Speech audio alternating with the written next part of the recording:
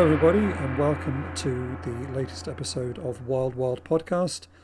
I am your co-host, Adrian Smith, and I am joined by your other co-host, Rod Barnett. Hello, everyone. Hello. Hello, Rod. I left a big pause there. I don't know why. Hello, Rod. So how are you? How are things going in the Bloody Pit Castle where you live? The castle, although the moat is dry, sad to say. No, I've been busy recording new episodes. Got one. By the time you hear this, folks, the episode that I recorded with John Kenneth Muir will be out, focused on Blake's Seven. Nice. Yeah. Well, I was about to say you're British. You're aware of that television show to a degree. I'm a huge fan, and so's John Kenneth Muir. Yeah. I mean, 25 plus years ago, he wrote an entire book on it. So. Oh, cool. Yeah. Although I have to confess, I've never really watched it. I think it was slightly before my time. Oh well, it was slightly before my time too. Yeah, well, yeah. Unlike Doctor Who, that just kept going, and so when I was a kid, there was Doctor Who. Blake Seven had already finished, and so I just never really went back to it. But I'm well aware of it and how much everyone loves it. Well, fans of the show on this side of the Atlantic have been, I mean, the only video release of it that's ever been done in North America are VHS. So for years, those of us who are fans have had to pick up the DVD box sets from England to be able to go into the digital world with Blake's Seven, but they've just recently announced the first season is coming out on Blu-ray, and they're doing that thing where that they did with Star Trek years ago on Blu-ray, where they're enhancing the special effects on the episodes, as you'll be able to watch the shows the way they were originally broadcast, but also, if you wish, you can watch them with enhanced, less budget conscious special effects work as well. I don't know why they bother doing that. I'll tell you why they bother doing that, because it's cool as hell. I love what they did with Star Trek, because okay. Oh, I absolutely adore it. One of the joys of having those Blu-rays is going back and seeing these episodes with those different special effects, and just having your mind kind of blown a few times at the beauty that they come up with for these things. And one of the big things about Blake's Seven, stop me if you've ever heard this before, folks, but apparently the BBC doesn't have a whole lot of money to spend on these shows. And so the ambitious nature of doing the Dirty Dozen in space, essentially, was always going to be a problematic thing with marshaling a budget that would actually convincingly give you an idea of things traveling through space and different planetscapes and things of that Fair nature. enough. So I guess I'm just a purist. I like the old dodgy special effects. For me, that's all part of the charm. But well, I love that too, and that's not going to go away. But it does give fans the opportunity. I mean, the main reason that a lot of times this gets done is just to possibly make it something that could entice people who've never seen the show before to get over the hurdle of this being a budget conscious show from decades before. Make it a little bit easier to concentrate on the extremely good qualities within the show instead of focusing their ire on the dodgy effects work, and that's true to a degree. But as a longtime fan who's watched these episodes, all 52 episodes multiple times, trust me, I'm looking forward to seeing what they do. Yeah. Because the spaceship design aspect of Blake's Seven is exceptional, and I can't wait to see what modern special effects people, who are probably huge fans of those designs as well, see what they get up to with this kind of stuff. Yeah. No, I've seen some of the photos of stuff they've done. It does look cool. Yeah. Good stuff. It's always good, I guess, when new audiences get a chance to be introduced to all this old junk that we've been going on about for years, I guess. All this old junk. Yeah. Speaking of which, of course, um, we're very fortunate. This is only the second episode, I think, in this season where the film we're talking about is on Blu-ray. I know.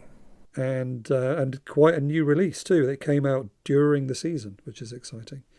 But yeah, anyway, we'll come to that in a minute. So that's your latest episode, you said, that's coming soon or is already out? It will be out as we're recording it. It'll be out later today. By the time people hear this, it'll have been out a few days. Yeah, great stuff. And I, since our last episode together, I snuck in a bonus episode with the comic writer Stephen Ross, who had got in touch with the podcast because I did a mini episode review of Luigi Cozzi's new screenplay for a Star Crash kind of sequel or possibly prequel. And anyway, it turned out that he'd written this with Luigi with the intentions of it becoming a comic book, and that is still going to happen, but there's been a delay in it, so they kind of published it as a screenplay as well. But anyway, so I thought it was a good excuse to talk to him, and we chatted about Luigi Cozzi, and he's also doing the English translation of the Hunter from the Future comics, which is really cool. So those are out now. Issue 1 came out a couple of weeks ago, and I think issue 2 is out shortly.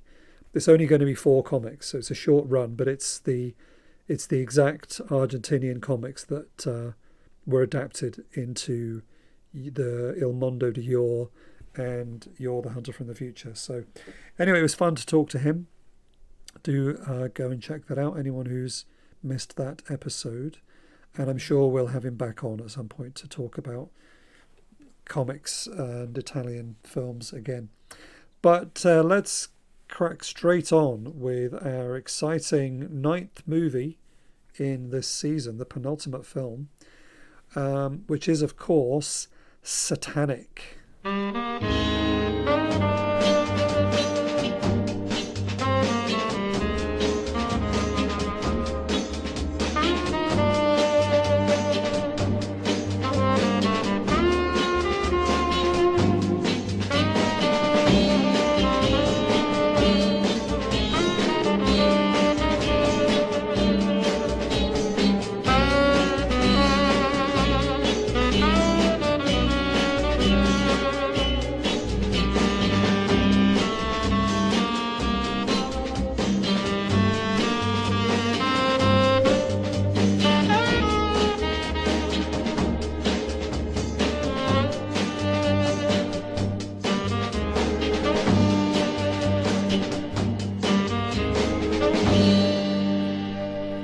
And I've wondered whether the fact that it's called Satanic, or we would say Satanic, I think they say Satanic.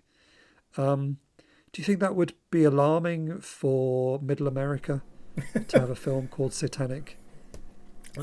Right now, almost anything, from what I can tell, is horrifying to Middle America because far too many of the rubes have been whipped into a frenzy about things that have absolutely no effect on their lives, but can be used to herd them in the correct direction politically. So yes, I'm sure that it would. I'm sure that it would absolutely horrify people, especially when they learned that there was nudity. Oh yeah, I know, that was slightly shocking as well, wasn't it? But I just wondered whether it would have also been a bit of an issue, like back in the 60s, whether this is around the time when people were burning Beatles albums.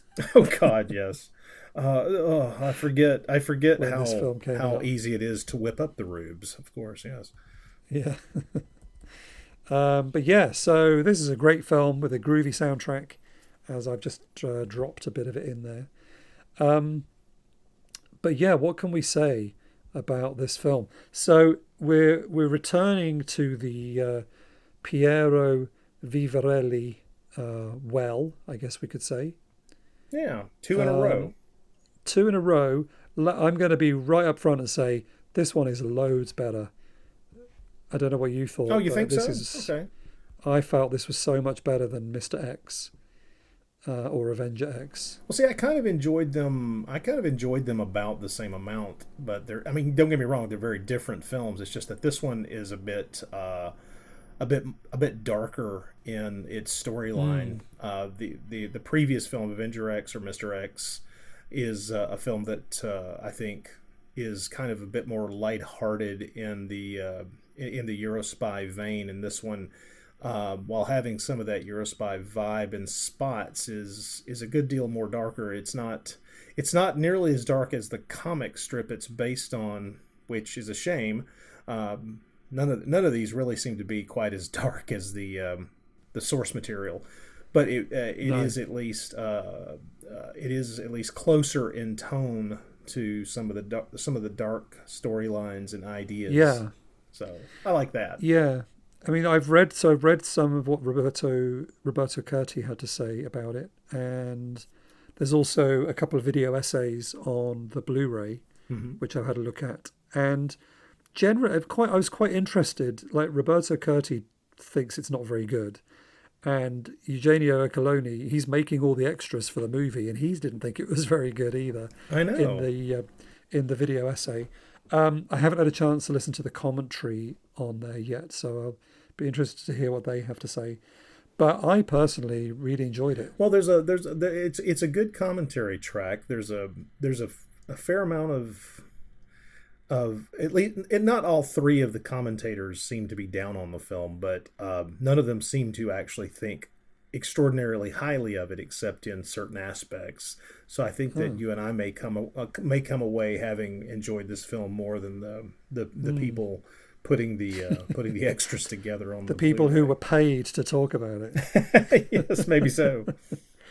Yeah, I just think it's funny, I guess, because I was comparing it, and I really felt like, I think one of the comments I made on Avenger X was how sort of flat the cinematography was. It wasn't very dynamic. Yeah. And I really felt like he maybe he watched Avenger X back and thought, okay, I'm going to do it better next time. Because I really felt this was really dynamic. It's really well shot. There's a lot of handheld camera, lots of low angle shots, lots of moving camera. Lots of really interesting shot choices. We're watching things through obstructing, things in the near to the camera that are obstructing the view partially and in artistic ways, and yet, once again, repeatedly on the commentary track, the commentators talk about how it's just not very interestingly shot, and really? There are far too many moments when you start to ask the question, is that really the best place to place the camera? And I'm just thinking to myself, I don't know, man, maybe we're looking at the wrong film. Well, maybe they all needed to have watched Avenger X first, and then they'd be like, wow, this is amazing. Well, it's not only that, and I think that this is something that can happen to a lot of people as we go through these Fumetti films from the 60s, is that what you get into is everybody, whether they'll admit it or not, and sometimes they're admitting it on the commentary track, they're comparing it to Diabolic. And this is the problem. And that is a problem, because not everything is going to be... First of all, Diabolic doesn't come out until roughly the same time as this movie. And that means nobody's seen it. Nobody's been influenced by it. Nobody is taking to heart what Bava decided to do in filming that particular Fumetti. And so what these people are doing who are making these films, when they get creative, are they're working in that same mine that all the other Eurospy creators are working in, and they're trying to add different details and flavor along the way. But it's essentially like complaining that that Logan's Run isn't as interesting looking as The Matrix. Yeah, there's a reason for that, And it's important to remember, of course, that Diabolic was a flop when it came out. So it didn't really have much of an influence, because the Fumetti films, this period that we're watching, they basically dried up. Like, Diabolic was around the end of that whole run of these anyway. If they'd have made Diabolic first in 1966, and then maybe all the other films would have been a bit more inspired by it. But yeah, exactly. It came too late in Italy, and it didn't really do very well, and nobody was that interested. So yeah, you're right. We can't keep, and I think what's good for us in this season is that we're not comparing everything to Diabolic, because we've seen quite a lot of these now. If anything, you could trace all of them really back to Criminal, because that was the first really. Umberto Lenzi was more influential on this strand of films than Bava. True, very true. And the only thing really that this has got in common with Diabolic is that, again, like Criminal and like Derelic and all these other ones, they just stick the letter K in. Sadistic. They just shove the letter K in, because Diabolic, the fumetti itself was influential, but not the film. Absolutely. In fact, this comic, Satanik, was written and designed by Magnus and Max Bunker, who were the same creative duo who made Criminal. They in fact started it the same year. Satanik and Criminal ran together, although I think Satanik didn't run for as long. That Criminal ran a bit longer. I managed to pick up, when I was in Italy, I found on a secondhand bookstore a compilation volume of 3 Satanik stories, and so because of the wonder that is the Google Translate app, you can now just point your camera at something and it just shows you what it says, which is still blows my mind. It's like magic. Wow. So yesterday I sat and read an issue of Satanik through my phone, and it worked very well. It was really funny. I really enjoyed it. It was a story called Il Mistero di Ophelia, and it's all set in a kind of Gothic castle. And Satanik comes along disguised. She's pretending to be this long-lost daughter. She's secretly looking for hidden treasure, and there's torture chambers and skeletons and loads of cool stuff going on. She also, in the comic, in this issue, she has hypnotic powers. Okay, that's interesting to know. Yeah, and I was reading, I think it was in Roberto Curti's book, he says that later on in the run, it becomes quite supernatural, and she meets werewolves and vampires and stuff. So, but also crucially, and this comes out in, I think it was in Eugenio Ercoloni's video essay, in the comic, she takes this drug to make her younger and more beautiful. And it's the drug that causes her to be violent. And they even talk about it, don't they? In the beginning of the film, the scientist is saying how he's given this drug to these dogs and the guinea pigs, but it's made them violent. And so that's what happens in the comics, is it's this chemical drug that's going to turn Satanik into this kind of bad person, anti-hero. But in the movie, she's a murderer before she even takes it. She's a murderer to begin taking the medicine. Yeah. So that kind of negates the need to explain that it's the drug that makes you go bad. She was already bad. So whereas in the comic, she was already desperate and already a murderer before the medication. Yeah. But here's the interesting thing. I mean, this is clearly some kind of bizarre Italian reversal of some aspects of the Dr. Jekyll and Mr. Hyde story. And that to me seems to have been, I mean, I without talking to the creators of the comics, I mean, it seems obvious that's the impetus. That's what was the jumping off point. And I think it's amazing that first of all, gender flip. So always good, always interesting, because that changes the dynamic of the kinds of stories being told. And it also changes a number of other things as you go along, the more stories that you tell. But man, the aspect of the medication. Well, here's my question for you, is that once I learned that it was the medication that supposedly made her violent. I mean, it's said right there in the film that's a side effect. Would you, if they had written it differently so that she is a perfectly good non-murderous person before she takes the medication and then becomes that way, would you have preferred that? Well, certainly, I think for the comics, it was felt that she was a sort of anti-hero, but readers could still enjoy her adventures because it wasn't all her fault. She wasn't bad because of being bad. Like Criminal, he's a bad guy, and Right. Diabolic as well. Diabolic is a murderer, and he hasn't got drugs to blame on that. He murders people all the time. Yeah, he's just a thief. Yeah. Whereas I think with this one, the idea was that, yeah, like Jekyll and Hyde, the evil that she does is kind of influenced from this drug, but they get rid of that entirely in the movie. And so we're already, like, I don't know, as an audience, perhaps less sympathetic, and we're just waiting for her to get caught. Like, there's no chance she's going to get away with this because she was a murderer before she even started, which is a sort of an interesting creative choice for the movie. One wonders why that choice was made. Really. Yeah. I read some comments somewhere, and I've forgotten where now, and again, well, this may have been in the video essay, how Magnus and Max Bunker were unhappy with Satanik, with the final film. But apparently they signed off on the script, so who knows what the truth is there, really. Well, but, that makes me wonder if the changes made, if the changes made to their creation were things that were done after they signed off on the script or before. Yeah, maybe.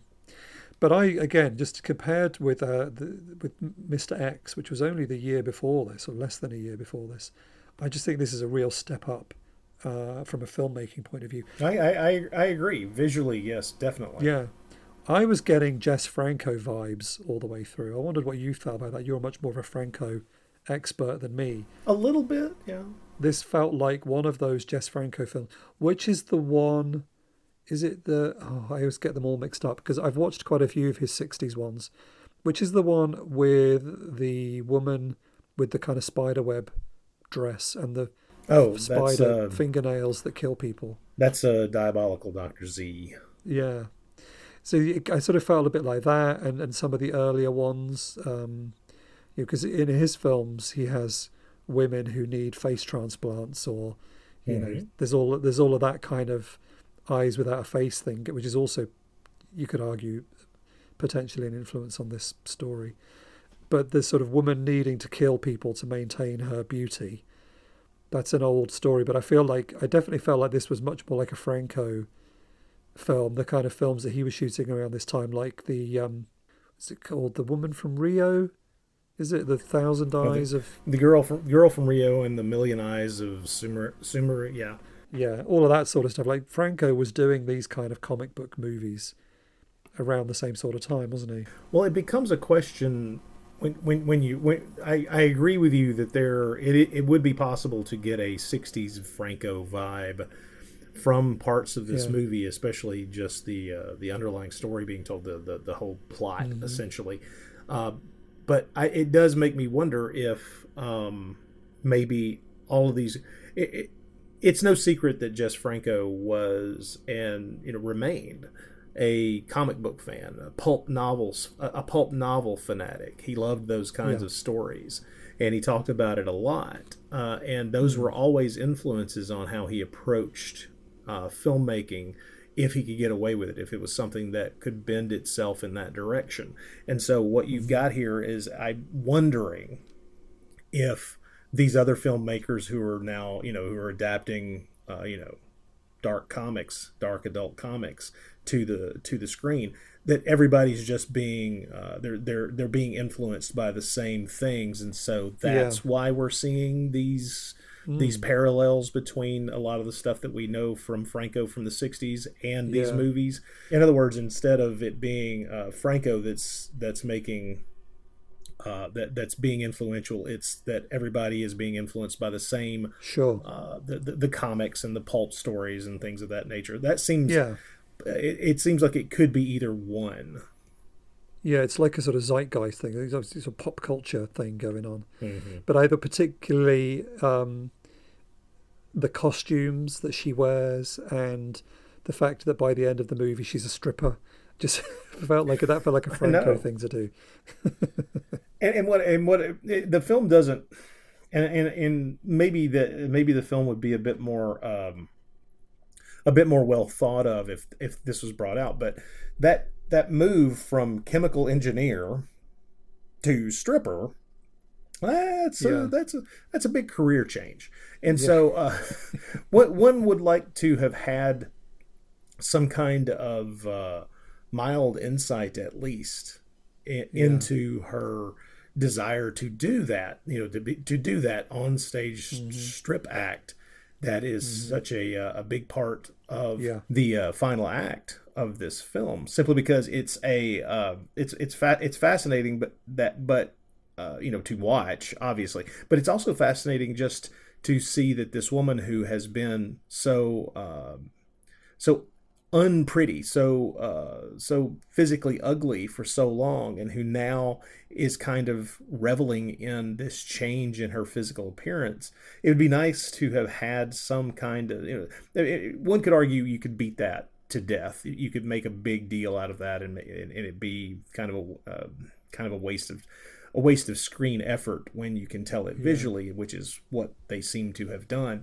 But that move to becoming a stripper, that is the characteristic of someone who has never been able to, has always longed to be that gorgeous, and now is kind of reveling in the power that a woman with those physical features can have. And that's fascinating. That's reason enough. I mean, not just to, if this medication had just made her plain, if it had just made her not, look like part of her face was scorched by flame, that would have been enough to make her possibly a happy person. But the fact that it made her absolutely gorgeous tips her over into, I don't know, supervillain, and those aspects of it where that start, if we look at just the stripping aspect of things as the outer layer of the change within her, that's nice, especially considering the film doesn't give us the change from mild-mannered chemical engineer to murderous fiend. She's already a murderer to begin with. So I don't know. That is one of the reasons why I think this film doesn't achieve what I would love for it to, as much as I enjoyed it.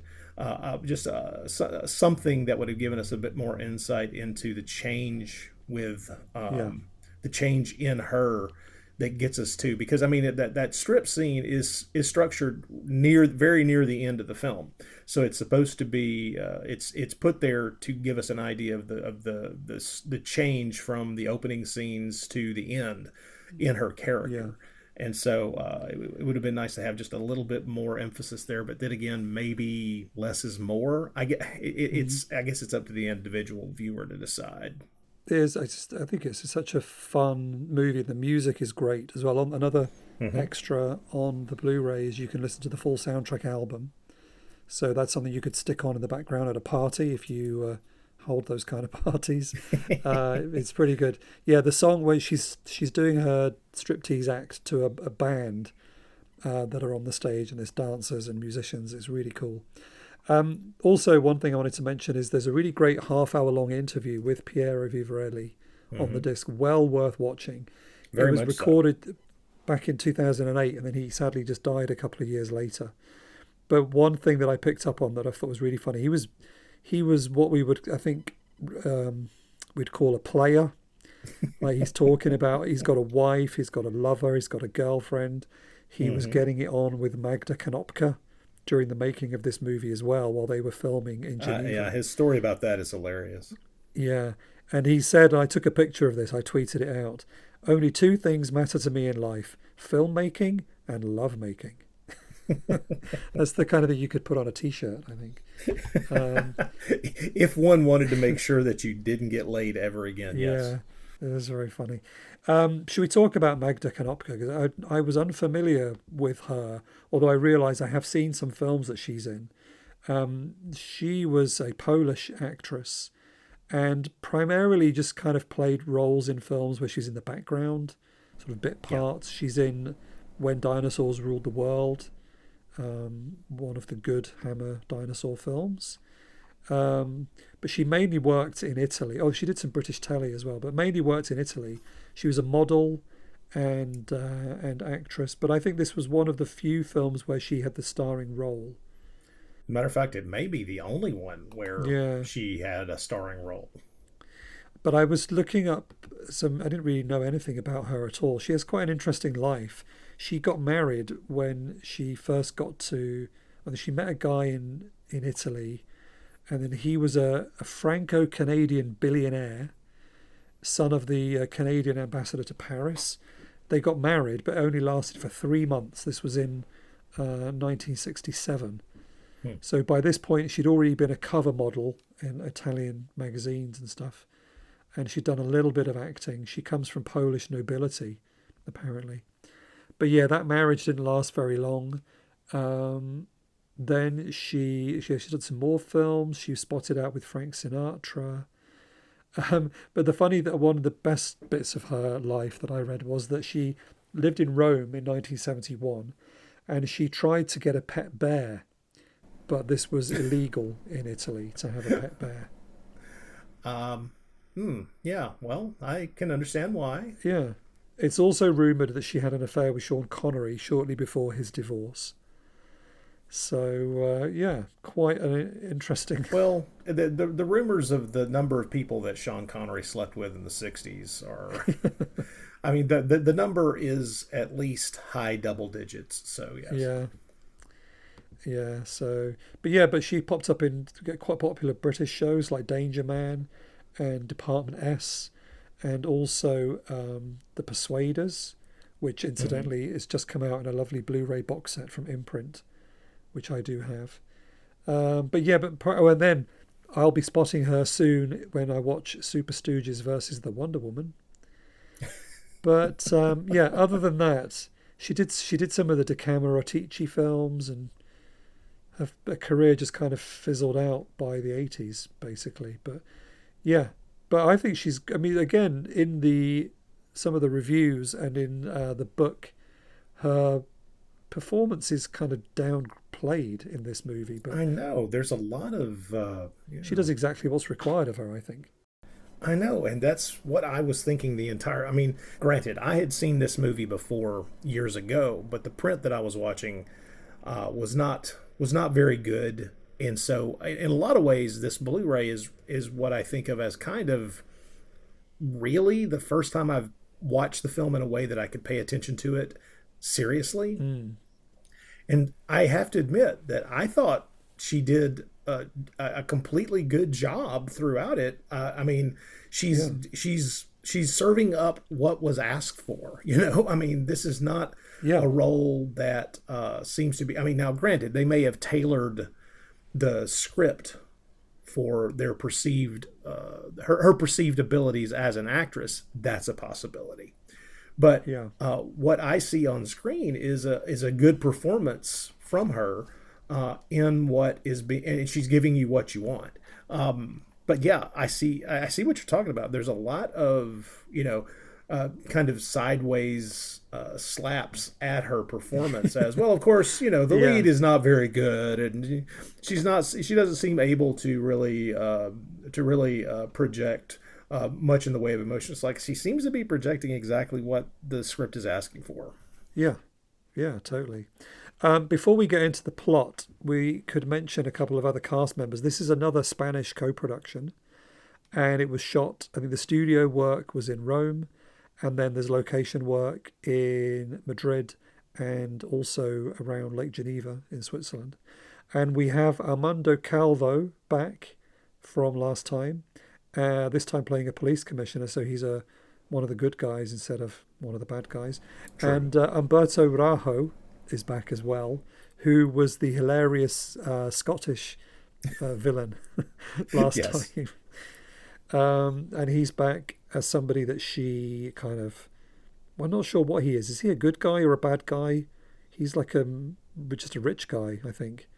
Wealthy, yeah, has a thing with. A new cast member who... I'm a bit confused as to the point of this character, but we have a character called Inspector Trent, who is supposed to be, I think, English, like Scotland Yard, who's on the case for some reason. But he doesn't really do very much. He doesn't really investigate anything. Adrian, he smokes a pipe. Come on. Yeah, that's true. He smokes a pipe and has trouble keeping it lit. I think that's his main contribution to the plot. He's just kind of there, gradually figuring out what's going on, but not really. I don't quite see the point in his character at all. But I believe Inspector Trent was in the comics, again, a little bit in the mould of sort of diabolic, having a detective constantly on their trail. The actor is Julio Pena. Mm-hmm. And again, as you're the Spanish expert, is he somebody that you are aware of? Julio Pena. My pronunciation is spot on there, I'm sure. Who has a huge list of credits. Yes, Some things I recognise. I recognise, obviously, he was in Horror Express. But this is a guy who was working from when he was 18 in 1930 right through to when he died in 1972. And I can see there's a Nashi connection. Oh, a couple of Nashi connections. He was in Horror Rises from the Tomb, one of my all-time favorites, and he also played the coroner in Werewolf versus the Vampire Woman in 1971. He was in quite a number of films. House Without Frontiers, which Spanish horror fans will be a huge will know quite well. He even managed to play a doctor in Butch Cassidy, Sundance Cassidy and Butch the Kid, which sounds a whole lot like somebody was ripping off a film. That's can't amazing. Think of what it would have been, though. Let me think. I'm just going to drop in that I was a guest on Neshicast a few years ago to talk about Werewolf versus the Vampire Woman. So people might want to go back and find that if they want to hear us talking together about that movie. I think that was probably pre-COVID, so it's a while ago. Yeah, a good while back. While back. Anyway, that was a fun film. I just got the Blu-ray thing from Vinegar Syndrome. Well, the actor we're talking about, Mr. Pena, Pena, I'm not sure how to pronounce his name properly, of course, because I'm a savage. But he even had a role in Chimes at Midnight, the Orson Welles film. Oh, right. Which Franco was involved with, right? Yeah. Franco worked behind the scenes with Welles on that film. The actor seems to have also had a bit of a relationship with Sergio Corbucci, because he was in a couple of his spaghetti westerns at bare minimum, if not other of his films as well. He was in Minnesota Clay and The Hellbenders. So an actor whose face... I suspect for Eurotrash fans, he would be one of those faces of. He was one of those that guys. It's like, I know that guy. Where is that guy from? I know him. Well, if you want to see how good he is at lighting a pipe, then this is the film for you. Oh, definitely, definitely. One thing I wanted to mention, I just remembered regarding Magda Konopka, because she was Polish. And back in the Spanish Franco regime days, people from Poland were not allowed to come into Spain because I guess Poland was a communist country and Spain was a fascist country. I'm imagining that was the reason. So they were having trouble getting her visa for her to come in and film in Spain. But thankfully, and this is another returning name for the podcast, the producer of this film, who was also doing the music or involved with the music for the movie, had a surname that meant they could get permission to bring her into the country, because his surname was, of course, Mussolini. Yes. So yes, I'm always stunned to find out little stories about the son of Mussolini, the dictator who was involved in music and film. Yeah. And making Satanik, which is pretty funny. Yeah, so I've forgotten which Mussolini it was now, but we've talked about him before, haven't we, on the podcast? So yeah, it was his name that managed to get her in. Otherwise, they wouldn't have been able to. They would have had to go and film somewhere else. Anyway, so should we talk about the plot? I've got a plot summary. Let's please do. It's a simple enough plot, but it is enjoyable. Yeah, it is, and we've kind of, as we've touched on already, it's not exactly hugely original, but it is fun. So as described in the book, the middle-aged, ugly, and disfigured Marnie Bannister. Middle-aged? Works. I know, right? I mean, she doesn't. I'm not, because that's the problem, isn't it, with her makeup? Are they trying to say they're trying to say she's old because of the wig? She's got grey hair, but in terms of her face, it's basically more like she's had some burns or something. but I think she's supposed to be old. Well, it appears to. I mean, the explanation is supposedly it has to do with her being born with something that became worse over the course of her life. So this is not, it wasn't an injury. It's some kind of disfiguring disease she was born with. Yeah. Whatever it is, it's only really affected her face, because from the neck down, she is fine. But I don't know that we're necessarily supposed to take note of that initially. Yeah. I mean, that's something else that's pointed out in the by Roberto Curti, is the makeup isn't great. But I think possibly this is where the Blu-ray doesn't do it any favors. Seeing her makeup in full HD does look a little bit like she's just got ready for Halloween. Whereas if you watch the what's it called? Is it Captain USA? Oh, Commander USA. Commander USA. You can watch the film in full VHS glory as a bonus feature on the disc, with Commander USA interrupting every few minutes. If you watch if you see her makeup on the VHS version, it doesn't look quite so bad. But anyway, according to this, she's middle-aged, ugly, and disfigured. Her name is Marnie, or like Dr. Bannister, which is surely a Hulk reference, right? I don't know. It's possible. She's an assistant to Professor Greaves, a well-known biologist who has perfected a serum that restores beauty and youth. Not only does it restore beauty, it reverses the aging process. So you give it to a dog and it becomes a puppy. Yeah. However, its effects do not last, as we see, because we see this puppy and then we see it again later on and it's a dog. It's grown. So the effect is not permanent. However, he does not want to start testing it on humans yet, and she is desperate for a human trial. So this is where she just kills him right there in the lab. Yeah. And then just takes the drug and then leaves his body lying on the floor. She doesn't do anything to try and hide anything or make it look like an accident. She just leaves. But of course, for the police, it's confusing. They know that that Dr. Bannister is the murderer, because she was seen going in, there's a dead body on the floor, she's disappeared. But of course what they don't know is that the reason she's disappeared is because she is now a beautiful young woman. Mm-hmm. So then she goes off to use her, she appears to want to use her beauty to just become rich. Like it says here, Marnie makes the acquaintance of a wealthy jeweler, that's him, Van Donnen, who is played by a man, Umberto Rajo. Mm-hmm. And he has a thing for beautiful women in bars. That's made very clear to us. Almost no men have this weakness. Yes. Everyone has that. We shouldn't kink shame on this podcast. So she deliberately gets picked up by him in the bar, and as it says here, the two become lovers. But one evening, during a sexual encounter with him, Marnie suddenly resumes her previous appearance.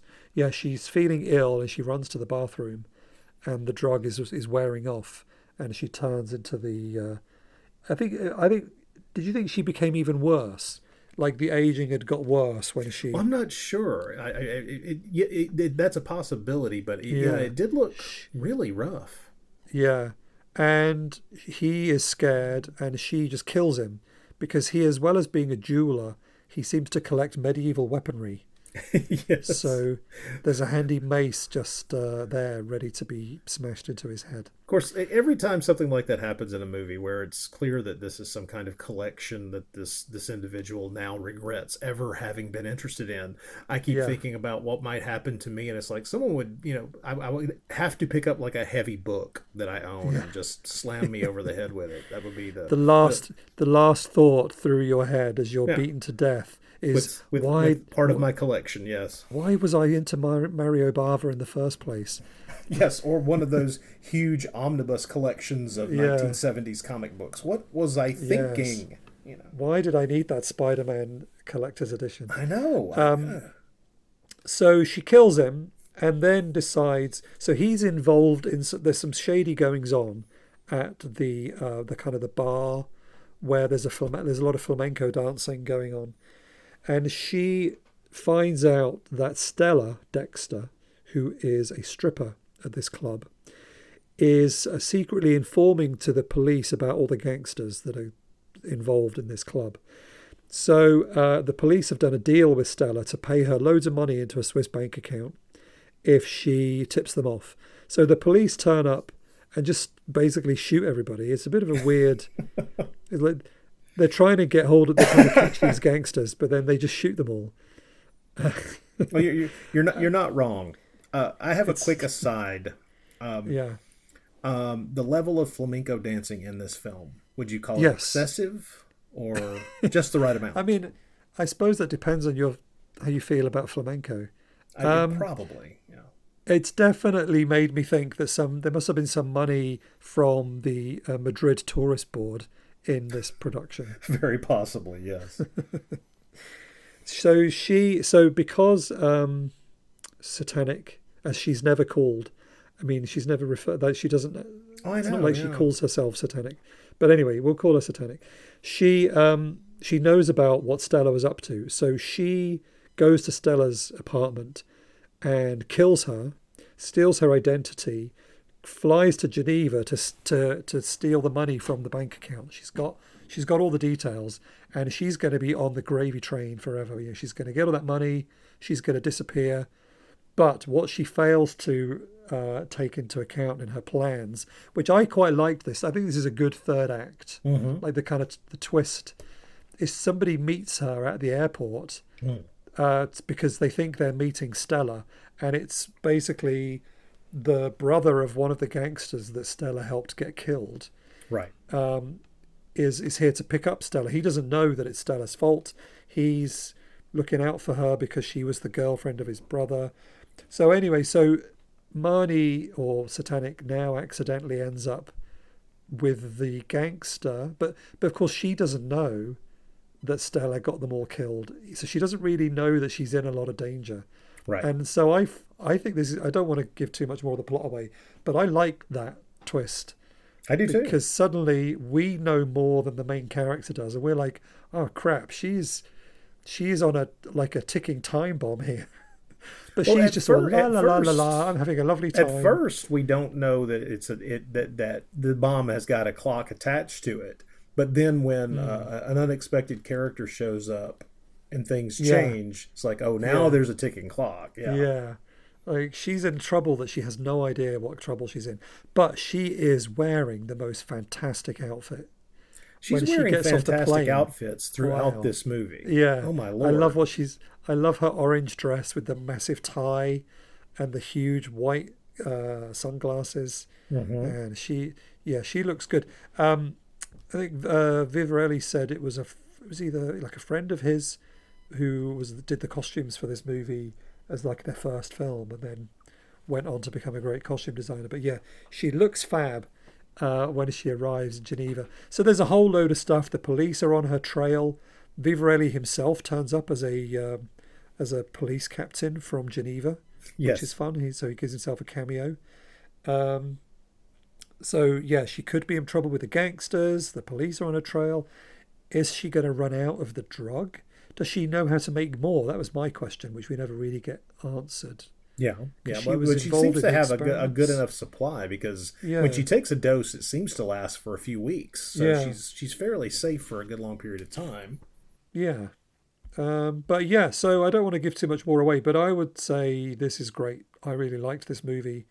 It surprised me, I think, because, like we said at the beginning, because of Mr. X not being very good, I was really pleasantly surprised by this movie. It's a kind of combination of Jekyll and Hyde. There's a little bit of Dorian Gray in there as well. Yeah. And the kind of awful Dr. Orloff type evil scientist type stuff, and it's got all of that going on.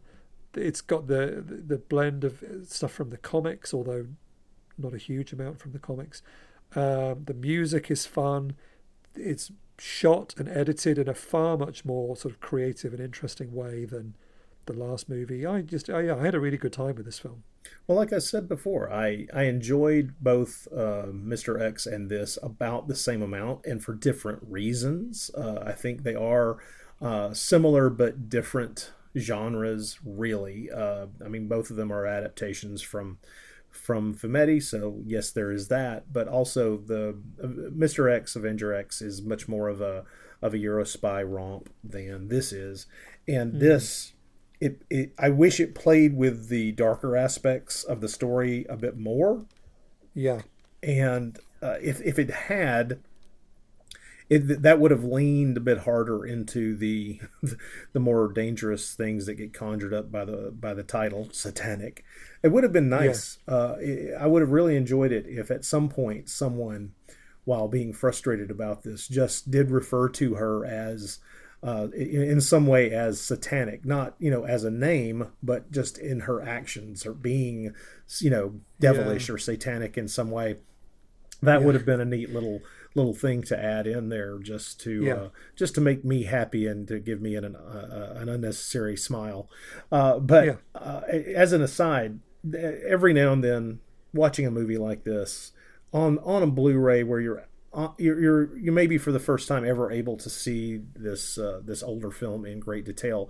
I have to admit, there's sometimes a detail that leaps out and becomes something that I can't ignore over the course of the film. And there are two things in this. One, at no point are we ever in doubt that we're going to get a loving shot of our star's legs, complete with that very cute birthmark on her upper right thigh. It's like that's all. I began to think that was just going to become a way in which we were going to identify her later while she's attempting to not be recognized, but apparently not. That's just the director in love with the legs. Yeah, you could play a drinking game with this film. Every time her legs get a loving close-up, you knock back some J&B or something. Right. I mean, and often it's it's from toes to waistline. A full look. And that, of course, leads me to the other odd thing that I could not ignore at a certain point, and this is really strange. And I could be wrong, but there seems to be a lot of very painful shoes in this film. All of the shoes on the flamenco dancers. This is where I started to realize it. It's like all these shoes that especially the women are wearing, but even the male flamenco dancer. I just kept thinking, man, those look painful. Those look like somebody has squeezed way too much foot into a shoe, and it became something that I continued to watch throughout the rest of the film and taking note of and going, oh, those high heels look painful. Are we sure we want to? She doesn't have to wear those, But that's a weird aside. That is definitely not something that was intended by the filmmakers. Well, that is a problem I bring to Satanik, so I apologize. Not at all. And it was apparently moderately successful at the Italian box office, and I thought, and maybe there was hope that they might make a series of these, but no, it was just the one. Like most of the movies, there was no sequel. And I've just found out it was actually Romano Mussolini who did the music, who did the score, and helped get the film made. So I'm sure he was. The family were very pleased for him that he got to make Satanik. I'm sure they were just glad that he wasn't attempting to become a totalitarian dictator. Yeah, it is weird, isn't it? It's very weird. Anyway. Yeah, so it's a great film, a great Blu-ray from TerraVision. Definitely worth. This podcast is not sponsored by TerraVision, I should add. No, but I'm just so happy that a sort of random title. When I put the list together, I wrote the list for this season more than a year ago, and then Diabolic was the only film on Blu-ray, and most of them are not even on DVD. So it was so pleasing that just sort of one of the random ones that I wouldn't have expected got announced and has had this great restoration. Really worth seeing, and you can watch it in Italian or in English. I watched the full film in Italian. Which one did you watch? I watched it in Italian with the subtitles. I did not dip into the English dub. I think that may have been how I first watched it years ago. Yeah, I watched a bit of it in English, and it seemed like some of the actors' lips were in sync with the English. But then others weren't, sometimes in the same scene. So some of them may have been speaking English, some of them may have been speaking Italian, some of them may have been speaking Spanish, all in the same scene. But wouldn't be the first time in a Euro production, yeah. No, exactly. Exactly, but the English was seemed fine. And of course, we have some good news that I don't think we should probably reveal on the podcast, although it is kind of public. I did just find out this week that a couple of the other films that we have covered in this season are getting restorations as we speak, and will be released on Blu-ray next year. And you and I will be involved, all being well. So I like to think that we have willed this into existence by doing this year. We are willing the gods of the boutique Blu-ray universe to listen and get on board. So it could be true. It could also be the way that my podcast buddy with the Nashcast and I felt when we suddenly started getting the chance to do commentary tracks on Paul Naschy films, which is that, well, if you stand in one place long enough, people will eventually walk by. So that's true. Well, I will say this again, and I've said this probably every episode now. On our YouTube channel, which is now up to 56,000 views in 9 months, 46,000 of those are for the Sexbury Tales. So seriously, if that doesn't mean there's an audience for that movie, I don't know what does. So I keep waiting for someone to announce some kind of box set of 3 or 4 of those things, and it just hasn't happened yet. I'm a little surprised. Somebody somewhere should see the figures for our YouTube channel and think, the Sexbury Tales, eh? I mean, good grief. But yeah, so it's exciting that at least 2 more of these are going to be happening soon on Blu-ray, and who knows what else may come about in the future. So, but yeah, in the meantime, and Diabolic, we should mention, has just been announced as a 4K. It's coming out next year in 4K. Oh yes, of course, that's true. From Kino. I really hope they make some new extras and don't just keep porting everything over. We've basically had the same extras for like 20 years. On that thing. No, that's true. If they just list the extras again and it's, same commentary tracks, same commentary and the Beastie Boys video again. I mean, like, come on. If anything needs a huge box special edition with loads of new features, it's Diabolic. So we'll see. It's not like it's a film that's hurting for fandom. So come on. Exactly. But yeah, so it's good that there is some traction after all this time on these Fumetti movies. Now, we only have one left in the season, which is Miss Stiletto. Yes. A.K.A. Isabella, Duchess of the Devil, or something like that.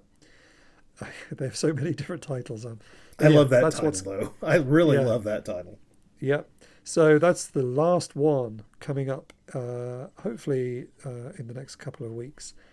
And then we'll do one final episode where we just kind of tidy things up a bit at the end. But it's been fun. I've really enjoyed going through and looking at all of these, many of which have been first time views for me. So yeah, I've enjoyed it. But do try and get hold of a copy of Isabella or find it on YouTube probably, because I don't think there's any really good copy out there. But it's out there if you can find it. So if you're playing along at home, track down a copy and watch that, and we'll be back to talk about it in just a couple of weeks. So that's basically all I've got. Is there anything you want to add at the end? No, not really. New episode of The Bloody Pit about Blake's 7. I've also got an episode coming up eventually about the next Mummy movie from Universal in the 1940s. Nice. Working on episodes involving a Bela Lugosi serial from the 1930s. If you're thinking the word Shandu, you're not far off. Okay. Lots of different things coming down the pipeline. So keep your ear attuned to The Bloody Pit. Cool. Nice. Also, for those of you that may have pre-ordered the Houses of Doom box set that you and I went on about for quite a while. Oh, yeah. Because we're on it. Apparently it's being shipped mid-September, so maybe by the time you're listening to this episode you may have received shipping notification if you're waiting for that thing. Fingers crossed. Yeah, it'll be worth the wait. I'm desperately hoping to get my hands on a copy of it. Because I actually do want to rewatch a couple of the films in that set during the October season. Yes, it is perfect for Halloween, that one. So while we're plugging things, I have a booklet in a new Vinegar Syndrome box set coming out called, I think it's called British Terrors, something like that. It's got 3 relatively down at heel British horror films, or I think technically thrillers. 2 of them count as a horror, one's more like a crime thriller. Penny Gold and Craze and Crucible of Terror. And I interviewed Mary Maud for the booklet that's going to be in the box about her starring role in Crucible of Terror. So yeah, that's the latest thing I've done, which is fun. I've remembered now what I wanted to mention. If any of you are interested, on Cult Picks at the moment, which is a amazing and eclectic streaming service, they have edited together the videos from the film festival, the Wickman Week that I was at last month. So if you wanted to watch my talk about Swedish sex education films or about Italian directors, I talked about Liliana Cavani and Lina Wurtmuller, and also a few other Italian sort of female filmmakers. And I also was involved in some roundtable discussions about cult cinema. You can also see an interview on there with Christina Lindberg. And it's all subtitled. As far as I know, those things are currently available on Cult Picks for free to watch. Cool. So those are worth going to check out. They are on the YouTube channel as well, but I don't know how long Cult Picks are keeping them on YouTube. But as far as I know, you can watch it for free on Cult Picks, or just sign up and do a free trial. And it's only like €6 a month anyway, Cult Picks. Loads of good stuff. Anyway, there you go. That's my final plug. Let's go. Let's go and enjoy the rest of the weekend. Thank you, everybody, for listening. Please do all the usual things like subscribing if you're not already subscribing, or leaving us a review on whichever platform you listen. I did have a look at some reviews that we've had on iTunes, so thank you if you've left those. Thank you if you've donated money to us on our Ko-fi account. Somebody did that just the other day. Thank you very much, Kurt, for that. And I'm still... I set up a shop. I set up a merch shop for us on Redbubble. I set it up on Redbubble, and then we got banned within about 3 days. And because it's all just bots, I can't get them to explain to me why they banned me. All it was our logo and some... This is the 21st century online nightmare. Is that you do something, you have no idea why it's suddenly been ruled the wrong thing to have done, and reaching a human being is a physical impossibility. It's ridiculous. I'm assuming it's because some of my t-shirt designs, I've done a few where it's that the 4 words thing, just 4 words in a row. And because that probably because they're just doing an image comparison and it looks like other things like that. I think that's why they banned me.